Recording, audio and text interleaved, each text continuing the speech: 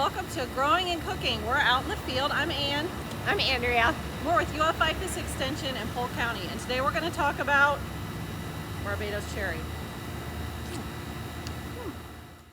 Okay, so we're here today to talk about acerola cherry, also known as Barbados cherry, also known as, Anne will tell you a couple other things, but just when I started researching about it, I realized that this is something I definitely want in my yard, and you might too.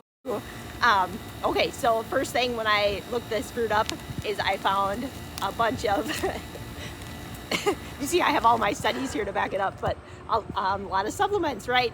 So instead of that, you could actually just plant it because it actually grows in Florida and not a lot of other states right now. It's kind of a new up and coming superfruit.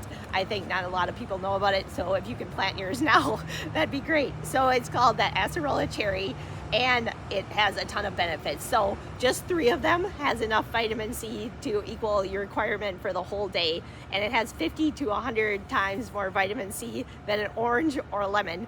And it also is anti-inflammatory, anti-cancer. It's looking like it might increase like the good bacteria in the gut, and it helped prevent the buildup of plaque in your arteries, which would be really awesome, and maybe help with weight and stimulate, obviously, with a vitamin C immune system powerfully. So that is really cool, and they actually taste really good. So I'm gonna try them.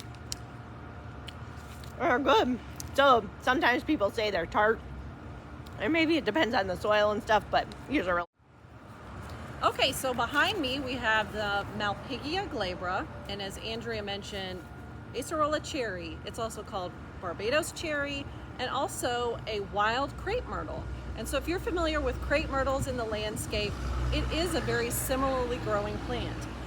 It's a great one to grow. Let's take a close look to it. This one we have here growing in our extension office, and it is in a container because it can be susceptible to nematodes in the ground. So people have really good success with growing it in a container. It is evergreen. It grows to about 12 feet tall, and it has little pink flowers April through October. They're really attractive, and then obviously produces fruit around this time of year, which is July in Central Florida. Again, very drought tolerant. It is a multi-trunk tree, so it's a great plant for most people to have in the landscape.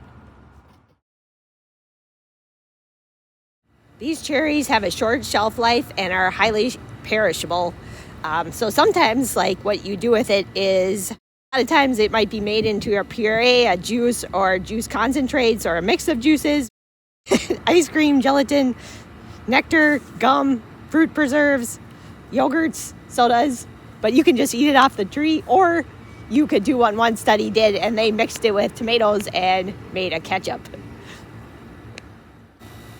Thanks for watching, and thanks for growing And cooking, or eating, my favorite part, with us at IFAS Extension, Polk County.